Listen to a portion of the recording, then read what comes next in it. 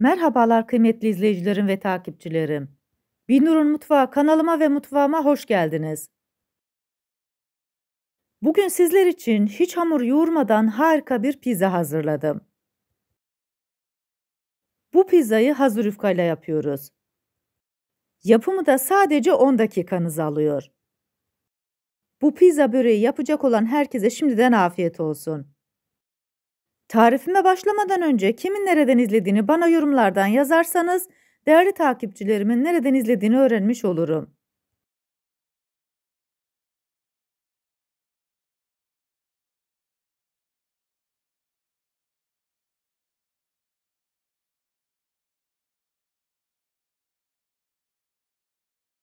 Sizleri daha fazla bekletmeden bu leziz pizzanın tarifine geçiyorum. Herkese iyi seyirler. İlk olarak pizzamızın sosunu hazırlıyoruz. Bunun için derince bir kasenin içerisine yarım çay bardağı süt, yarım çay bardağı sıvı yağını ekliyorum. Bu malzemeleri güzelce karıştırıyorum.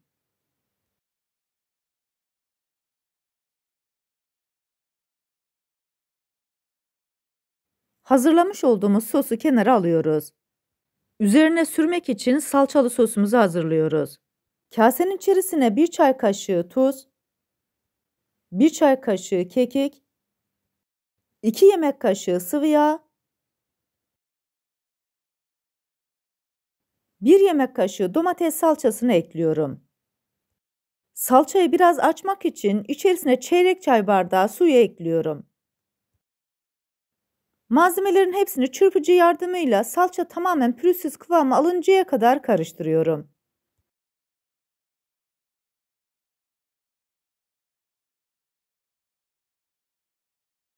Hazırladığım sosu da kenara alıyorum.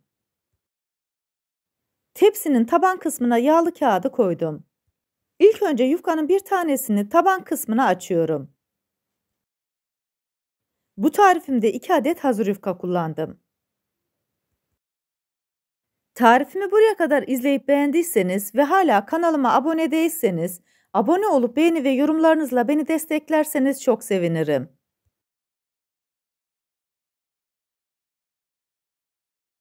Hazırlamış olduğum sosun bir kısmını yufkanın üzerine döküyorum.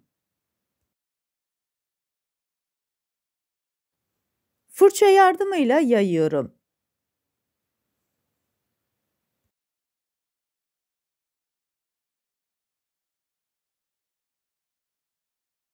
Bu tarifimde 200 gram kaşar peyniri kullandım.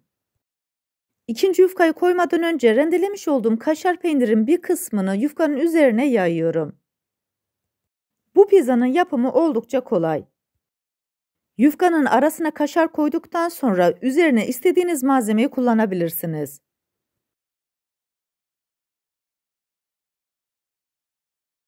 İkinci yufkayı alıyorum, tepsinin üzerine onu da yayıyorum. Bu aşamada kenar kısımlarının dışarıya taşmasına özen gösterin. Tarifimde kullanmış olduğum bütün malzemeleri videomun altındaki açıklama kısmında ölçüleriyle birlikte paylaşıyor olacağım. İsterseniz oradan da bakıp faydalanabilirsiniz. İkinci yufkanın üzerine fırça yardımıyla güzelce sosluyorum.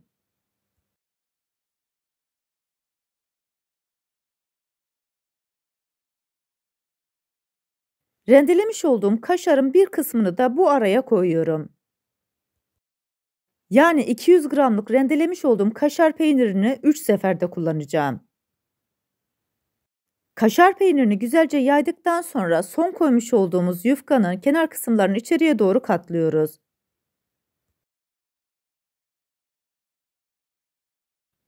Bu kısmı güzelce sosluyoruz. Bu arada tarifimi buraya kadar izleyip beğendiyseniz sosyal medya hesaplarınızdan arkadaşlarınızla paylaşarak bana destek olursanız çok sevinirim. Ayrıca kanalımda birbirinden güzel diğer tariflerim var. Onlara da göz atmayı sakın unutmayın.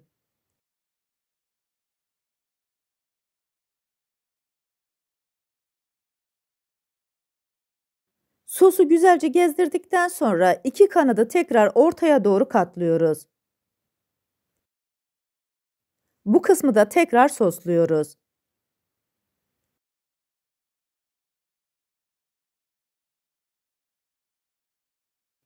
İlk başta sarkıtmış olduğumuz yufkanın kenarını ortaya doğru katlıyoruz. Karşısındaki diğer kenarı da onun üzerine doğru kapatıyoruz. Bu kısmı da sosluyoruz. Son olarak yufkanın iki kenarını da ortaya doğru kapatıyoruz.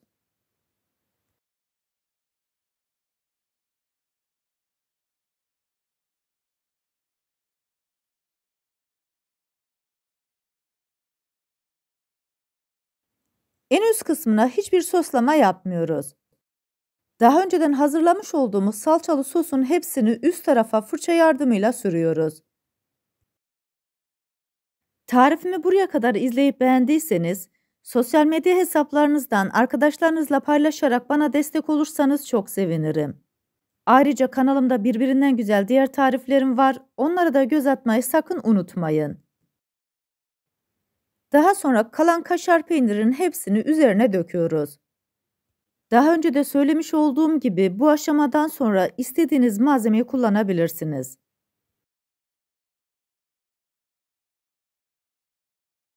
Bir adet sivri biberi küçük küçük doğradım. Kaşar peynirinin üzerine sivri biberleri yayıyorum. 2 dal yeşil soğanı küçük küçük doğradım, onu da pizzanın üzerine koyuyorum. Son olarak 100 gram sucuğu küçük küçük doğradım, onu da diziyorum. Kullanacağım iç harcının hepsi bu. Fırınımızı da 180 derece alt üst ayara açtık. Hazırlamış olduğum pizzayı sıcak fırına götürüyorum. 20 dakika boyunca pizzamızı güzel bir şekilde pişirdik. Fırından çıkartır çıkartmaz ilk sıcağının çıkmasını bekliyoruz. Tarifimdeki tüm püf noktaları detaylı bir şekilde sizlere anlatmaya çalıştım. Ancak yine de aklınıza takılan bir kısım olursa bana yorumlardan yazabilirsiniz. Oradan da elimden geldiğince sizlere dönmeye çalışıyorum. Lezzetine doyamayacağınız harika pizzamız oldu. Üstelik dışarıda almış olduğunuz pizzalardan daha lezzetli. Bu tarifimi yapıp deneyecek olan herkese şimdiden afiyet olsun. Bir tarifimizin daha sonuna geldik. Videomu izlediğiniz için teşekkür ederim. Bana destek olmak için tarifimi beğendiyseniz beğenmeyi, abone değilseniz abone olmayı, yeni tariflerimi izlemek için bildirim zilini açmayı, tariflerimi sevdiklerinizle paylaşmayı unutmayın. Her şeyin gönlünüzce olması dileğiyle, hoşça kalın, afiyetle kalın, Allah'a emanet olun.